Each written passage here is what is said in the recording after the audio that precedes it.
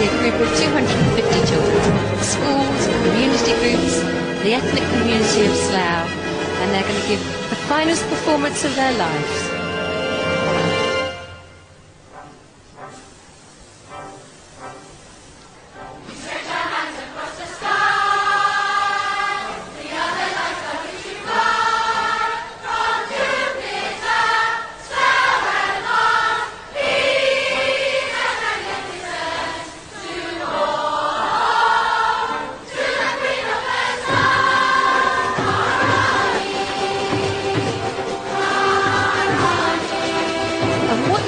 There, in the middle of the square, is the orrery.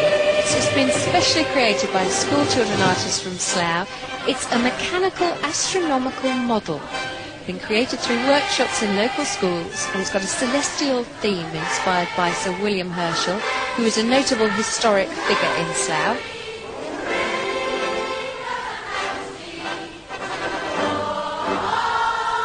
Links with the theme of the day, Stars over Slough.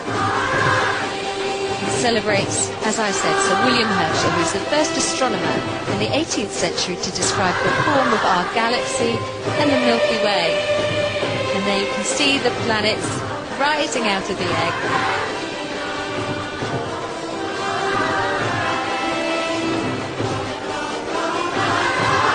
Children there have been waiting since 8 o'clock this morning in their t-shirts. All very nervous. I chatted to them earlier, very excited.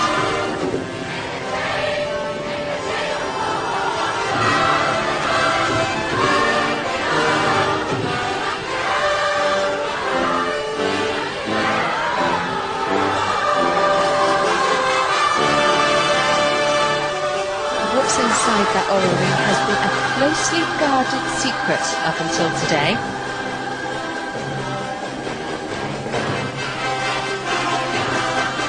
You can see the mechanical solar system emerging over Slough.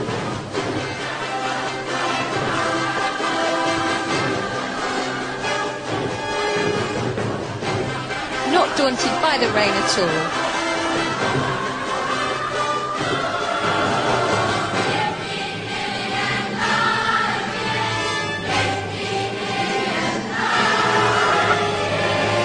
In a moment, the Queen's going to launch the Music Live event.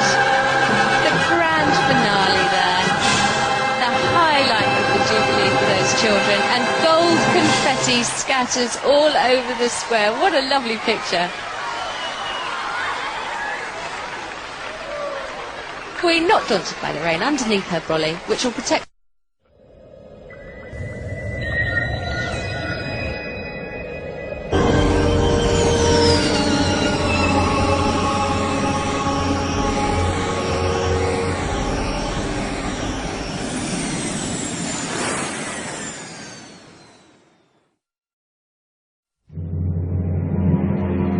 The Temple of Hathor at Dendera in Egypt is dedicated to a deity who had dominion over our Milky Way galaxy.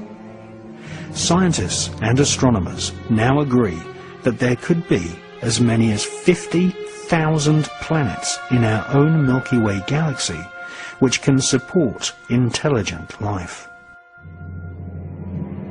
On the ceiling of the temple, giant carvings depict star constellations, and on the walls, reptilian humanoid aliens are standing beside technological devices.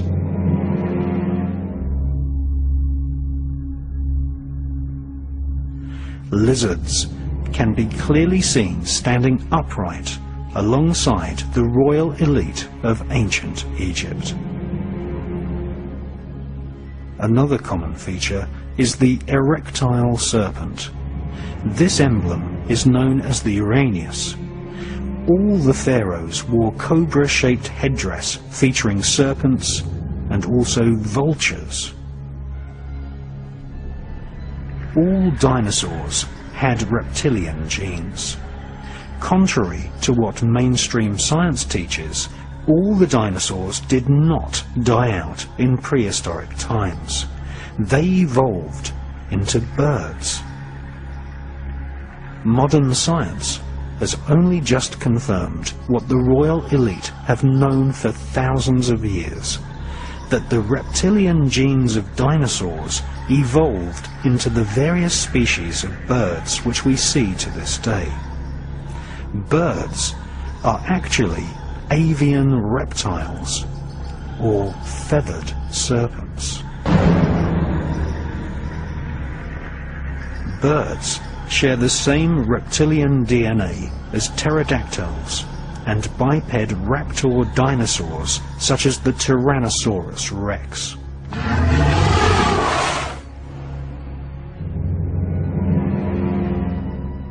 Images of gods from the stars, symbolized by feathered serpents, can be found all over planet Earth. In ancient Mexico, there was a god-king known as Quetzalcoatl. The word Quetzal means bird, and Coatl means serpent. He was the god from the stars who brought civilization and knowledge of the cosmos to the people of Central America.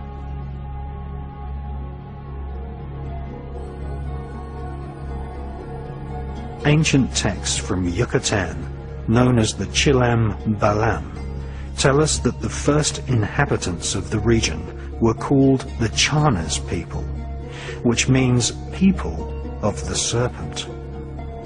They were ruled by a king called Itzamna. The word Itzam means lizard, and he is depicted as being half human and half serpent, just like the reptilian figures seen on the walls of the Temple of Hathor in Egypt.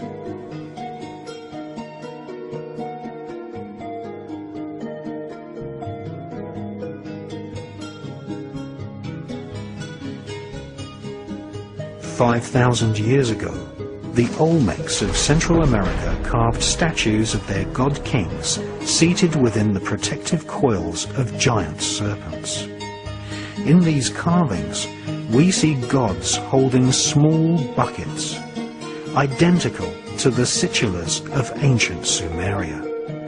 These buckets contained the so-called water of life, the genetic material from which the reptilian overlords created modern man as a slave race to serve them.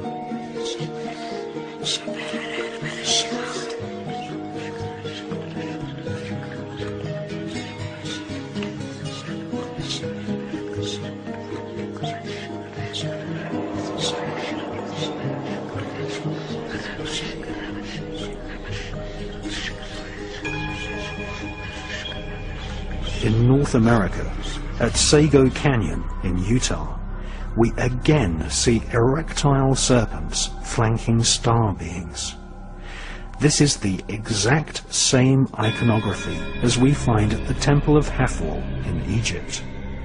This suggests that knowledge of a race of reptilian aliens was accepted as fact in the distant past right across planet Earth.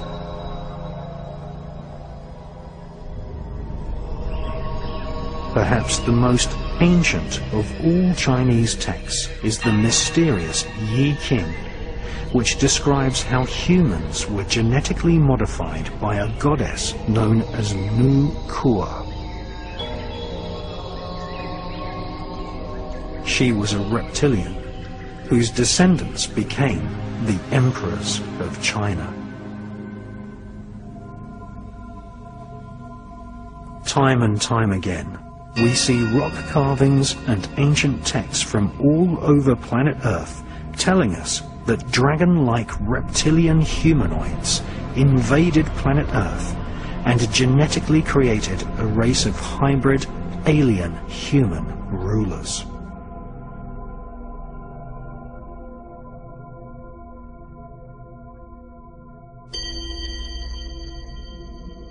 Many authors believe that the reptilian Anunnaki warriors of ancient Sumeria, who invaded the Caucasus Mountains, have secretly continued to control mankind via the worldwide network of secret societies which are loosely described as the Illuminati.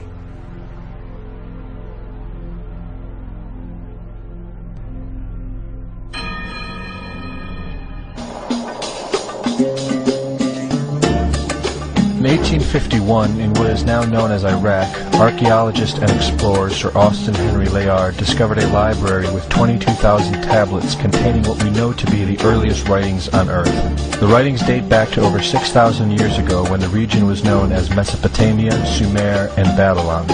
Amongst these vast writings is a story which mirrors the book of Genesis in the Bible. It tells a story of a great flood which reshaped the face of the planet Earth and all of her inhabitants.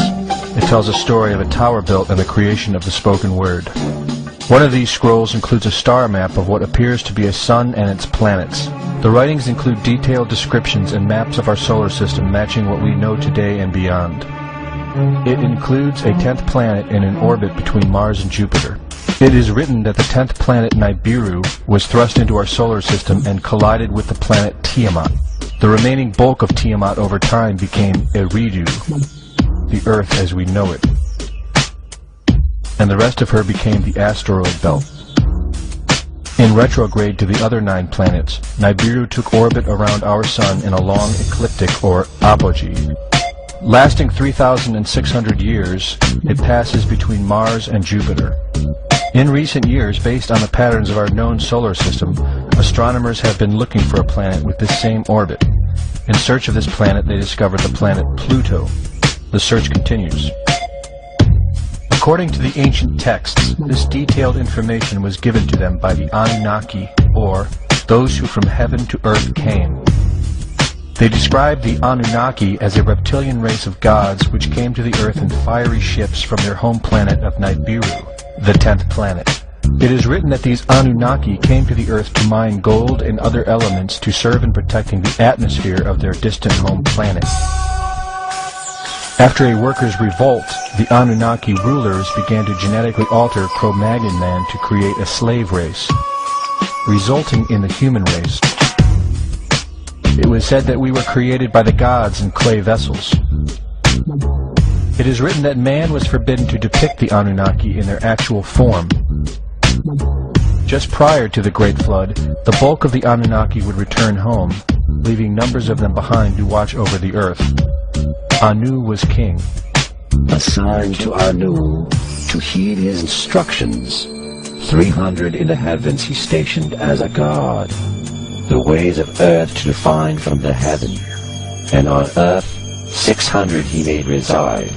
After he all their instructions had ordered, to the Anunnaki of heaven and of earth he allotted their assignments. This story of reptilian gods from the heavens creating man is not at all uncommon. It in fact can be found in most every region of our planet. In Japan, emperors claim descent from dragon gods who came from the sky. Australian Aborigines teach of a reptilian race which lives underneath the earth and governs over men. They believe they are descendants of a race of dragon humans. China teaches the serpent queen Nukua interbred with man. India calls these reptilian gods Nagas and claim they seeded their royal families. Throughout the Middle East it is believed a serpent race created man. The book of Genesis tells of giants who came from the heavens to breed with the daughters of man. They are called the Nephilim. In Africa they call them Chitauri, children of the serpent. The royal kings of Africa claim descent from serpent gods who came from the sky. In South America, the Mayans teach that their ancestors were the people of the serpent. The Aztecs were said to be created by a serpent woman. In America, the Hopi Indians believe sky gods came to earth to breed with their women and refer to them as their snake brothers. The word Sioux means snakes, and Iroquois means serpents. It seems the only places you will not find this historical story is where the history has been methodically destroyed. The descendants of King Anu in Sumeria and Babylon can be traced throughout time. The pharaohs of Egypt were from the bloodlines of the Babylonian kings. The rulers of the Roman Empire can be traced to Egyptian hierarchy. All throughout Europe, the royal families can be traced back to the great Roman emperors. 34 of the presidents of the United States are directly descended from European royalty, with the remaining 8 who are only closely related to these same bloodlines.